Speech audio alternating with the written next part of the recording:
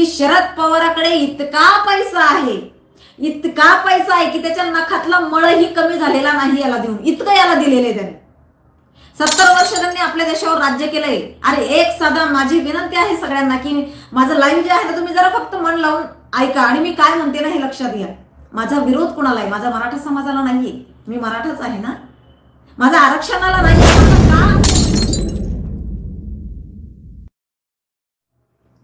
संघर्ष योद्धा दिसले नाही तो कुठे, आज दिवसभर दिसले नाहीत संघर्ष योद्धा।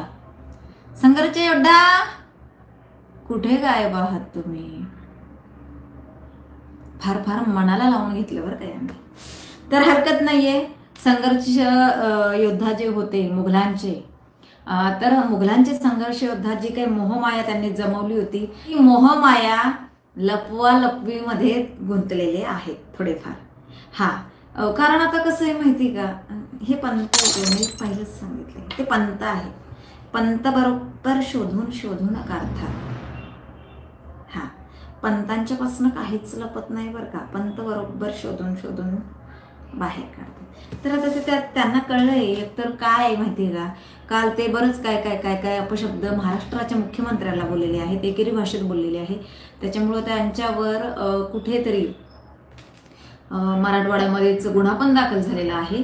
तर आता त्यांनी काळजी घ्यावी, कारण ते महाराष्ट्राचे मुख्यमंत्री आहेत, लक्षात घ्या, काळजी घ्यावी, महाराष्ट्राचे मुख्यमंत्री आहेत। बस कॅमेरा पुढे आला की बघिनन ठेवीनन मायचा नाचिन्नान हाणलान टन्ना हाणलान काचा काचा घोडे लावतो, मी मोजत नसतो गो खातो कान सरमड्यान फरमड्यान टरमळन, हे असले शब्द हे कायदेशीर नाहीये। आणि मग मी त्या व्यक्तीला तसे शब्द वापरते ना तर त्याच्या चेल्यांना फार माझा राग येतो। मी संविधानिकरित्या चालणारी बाई आहे आणि मी पुन्हा पुन्हा सांगते, मी जशास तसं उत्तर देत असते। याला जी भाषा कळते ना त्याच भाषेत, याला गोडीत जर याला उत्तर दिलं ना तर याला समजत नाही ती भाषा, म्हणून मला तशी भाषा वापरावी लागते। माझ्या भावांना, माझ्या तमाम महाराष्ट्रातल्या मराठी जनतेला, म्हणजे तमाम सर्वच, मराठी म्हटल्यावर सर्व आले, त्याच्यामध्ये जातीवादी किंवा एक जात नाही आली, माझ्या सर्व हिंदुत्ववादी भावांना बहिणींना विनंती आहे की कदाचित माझ्या बोलण्यामुळे तुमचं मन दुखवत असेल बराच वेळा की ताई असं बोलताय, परंतु या माणसाला तीच भाषा कळते म्हणून मला त्याला त्याच भाषेत बोलावं लागतं। याला दुसरी भाषा कळत नाही, याला प्रेमाची भाषा कळत नाही, याला चांगली भाषा कळत नाही। हा ज्या भाषेत मध्ये समोरच्याला, बरं मला सांगा तुम्ही, समाजाला मिळवून द्यायचं आहे आपल्याला हे प्रेमाने, आपण बराच वेळा आपण हे ऐकलेलं आहे की ज्या गोष्टी प्रेमाने होतात ना त्या भांडून मिळत नाही। याचं कुठलंही बोलणं तुम्ही प्रेमाने ऐकलंय? याने आतापर्यंत हा कधी गेला सरकारजवळ आणि याने मांडली आहे मुलांची कैफियत नाही, याचा रुबाब काय, मला भेटायला या, इथंच आले पाहिजेत, अंतरावलीमध्येच आलेच पाहिजेत, इथंच झुकवीन मी त्यांना, नाही। म्हणजे काय, तुझी जी हुकुमशाही आहे ना ही फक्त कुठेतरी बाकीच्या जातींना, लक्षात घ्या, बाकीच्या जातींना हे दाखवून देण्यासाठी की मराठा समाज हा फार मोठा आहे, मराठा समाज हा फार श्रेष्ठ आहे आणि मराठा जात कोणाच्या बापाला भीत नाही, मराठा जात नेत्यांना झुकवते, हे त्याला दाखवून द्यायचं होतं। जे मराठा जातीने आणि मराठा समाजाने आज तगायत कधीही हे असं कुठेही केलेलं नव्हतं किंवा पाहिलेलं सुद्धा नव्हतं। ज्या माझ्या राजाने हा पायंडा घालून दिलेला होता आम्हाला की आम्ही मोठे भाऊ आहोत, मराठा समाज म्हणजे काय तर मोठा भाऊ, आणि सगळ्या जातींना सोबत घेऊन ते काम करतील। आमच्या म्हणजे माझ्या गावात सुद्धा मी जन्मल्यापासून इतका जातीय द्वेष म्हणजे आमच्याकडे नाहीच आहे, खरं सांगते। आमचं कुणबीकरण हे वसंत पाटलांनी कधीच केलेलं आहे, त्याच्यामुळे आमचा संबंधच नाहीये, याच्याशी तर काहीच नाहीये, तीळ मात्र ही संबंध नाही। हा जे नाचतोय ना, मी कोकणात जाईन आणि मी कोल्हापूरला जाईन आणि मी याला जाईन विदर्भात जाईन, नाही, आमच्याकडची माणसं तुला स्वीकारूच शकत नाहीये तुझ्यासारखा जाती किडा, कारण आमच्याकडं फार एकोप्याने माणसं राहत आहेत आमच्या साईडला आणि फार गुन्ह्या गोविंदाने राहतात, त्याच्यामुळे नाही बाबा आमच्याकडे जाऊन तू तसलं काय घाण पसरवू नको, तू चालू दे आपलं ते जिथे चालू तुझं तिथंच गुराळ। तर अशा पद्धतीमध्ये याचं एकंदरीत जे काय आहे ते चालू आहे।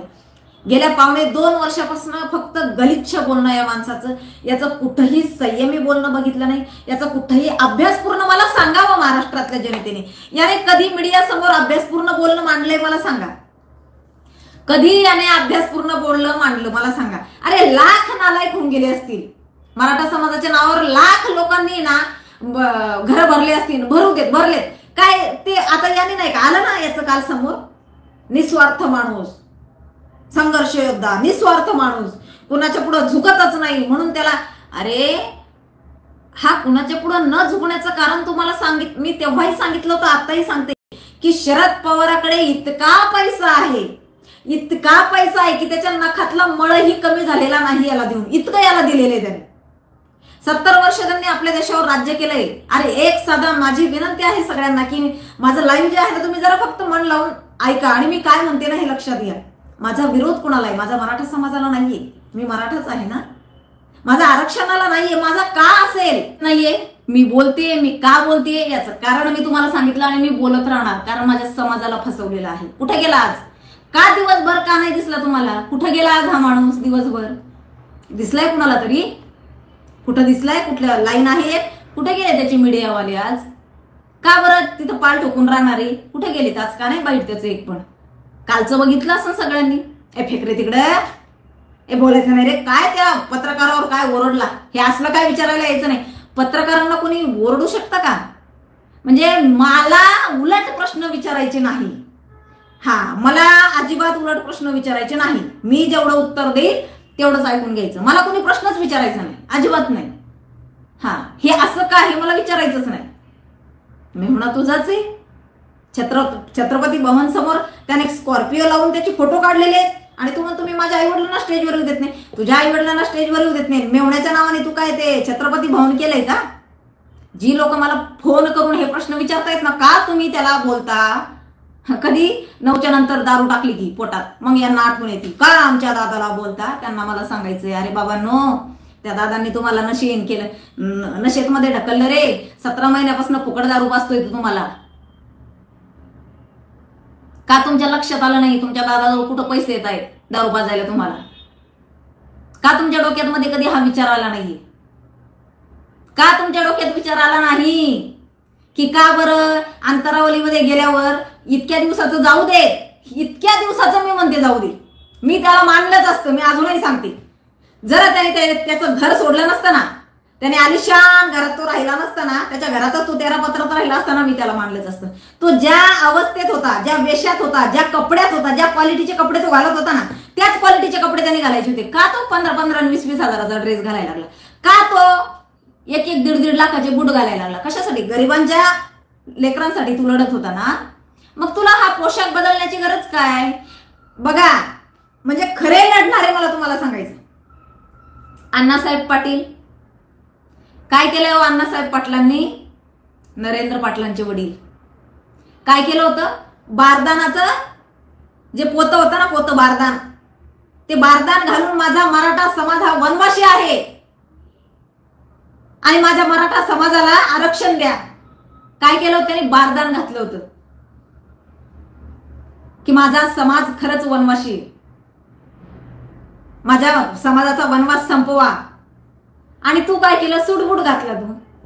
बरं तू घाल सूटबूट, परंतु निदान तू आहे ना तेवढं प्रशिक्षण घ्यायला पाहिजे होतं, तेवढं समाजासाठी करायला पाहिजे होतं, त्या त्या त्या पद्धतीची लेवल गाठायला पाहिजे होती. तू बॅरिस्टर व्हायचं होतं नाही का? जसे डॉक्टर बाबासाहेब आंबेडकर लंडनमध्ये गेले, बॅरिस्टर झाले आणि इथं आल्यानंतर दलितांसाठी लढले. घालायचं होतं सूटबूट, त्याच्यासाठी शिक्षण लागतं बरं का, घालायचं होतं ना तू. का बरं तू तुझा पोशाख बदलला? का नाही तू गरिबांच्यासाठी लढत होता ना? का नाही तू आहे तशा अवस्थेत मध्ये लढला? काय तुला गरज अशा दररोजच्या वेगळ्या वेगळ्या गाड्यांमध्ये बसायची? काय तुला ताफ्याची गरज? म्हणजे काय, अशिक्षित ज्या वेळेला व्यक्ती येतो ना त्यावेळेला असाच गोंधळ होतो.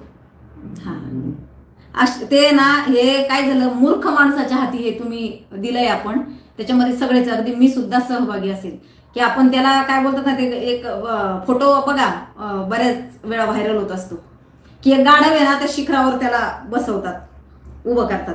आता ते खाली कसं आणायचं? मुळात काय माहिती का, गाढव तिथपर्यंत जाऊ शकत नाही, त्याला नेणारे कोण? ते खाली येतच नाही, मग ते थांबतं तिथंच. तशी पद्धत याची झालेली आहे बरं का. आणि त्याला खाली यावंच लागेल, कारण तिथं किती दिवस राहणार ना. त्यावेळेला खाली येताना काय होईल, याचे तंगडे तुटतील त्या गाढवाचे. तशी याचे पण तंगडे आहे ना काल जरा फ्रॅक्चर झालेले आहेत. कारण मी वारंवार सांगायचे, हा माझा मराठा समाज असा आहे ना की डोक्यावर घेतो पण आणि खाली उतरवतो पण. तो इतक्या वाईट पद्धतीमध्ये खाली उतरवतो ना की मग तुम्ही विचारच करू शकत नाही. तो कुठल्याच कामाचा माणूस ठेवत नाही मग. आणि हे कालपासून समाजाच्या लक्षात आलेलं आहे तुला आता पुढं बघ काय तुझं होतंय.